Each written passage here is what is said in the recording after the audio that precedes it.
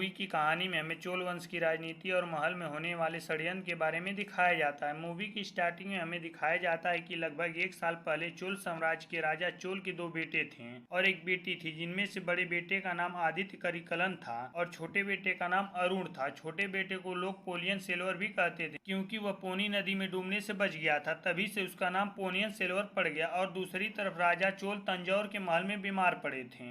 वहीं दूसरी तरफ राजा के बड़े बेटे आदित्य करिकलन नॉर्थ के पल्लवों से युद्ध कर रहे होते हैं और राजा के छोटे बेटे अरुण शिमला जाकर महेंद्र से युद्ध करने के लिए तैयारी कर रहे होते हैं। लेकिन तभी आदित्य करिकलन को यह पता चलता है कि तंजौर महल में कोई साजिश रची जा रही है। इसीलिए आदित्य करिकलन अपने मित्र बंटी हैदर को तंजौर भेजता है और उसे कहता है कि वहाँ जो भी पता चले वो मेरे पिता राजा चोल को बताए, उसके बाद मेरी बहन दावल को बताए। और महल पहुंचकर बंटी हैदर साम्राज्य के सबसे शक्तिशाली साम्राज्य पर्वतराज को देखता है। पर्वतराज ने अपनी उम्र से छोटी युवा रानी नंदिनी से शादी कर ली थी, जो कि देखने में बहुत खूबसूरत थी। वहीं महल पहुंचकर बंटी हैदर पर्वतराज उसके कुछ मंत्रियों की बातें सुन लेता है। वे आपस में बात कर रहे होते हैं कि राजा चोल तंजौर के सिंहासन पर अपने बड़े बेटे आदित्य करिकलन को बैठाना चाहते हैं, लेकिन उन सबके सामने पर्वतराज कहता है कि बंटी आदित्य उनके बेटे मधुरन को बैठाना चाहिए, क्योंकि इस सिंहासन का असली हकदार वही है। और वह सभी लोग मधुरन को राजा बनाने के लिए षड्यंत्र रचना शुरू कर देते हैं। और ये सारी बातें बंटी हैदर सुन लेता है और बंटी हैदर जल्दी से जल्दी ये बातें राजा चोल को बताना चाहता है। उसे रास्ते में नंदिनी मिलती है, वो उसे अपनी अंगूठी देकर तंजौर महल में मिलने के लिए कहती है और तभी वो महल के सेनापति को यह अंगूठी दिखाता है और उससे कहता है कि यह अंगूठी उसे परमेश्वर ने दी है ताकि वह उसे दिखा के राजा चोल से मिल सके। लेकिन तभी बंटी हैदर राजा चोल से मिलकर उन्हें बताता है कि परमेश्वर और उसके मंत्री मिलकर महल के खिलाफ षड्यंत्र रच रहे हैं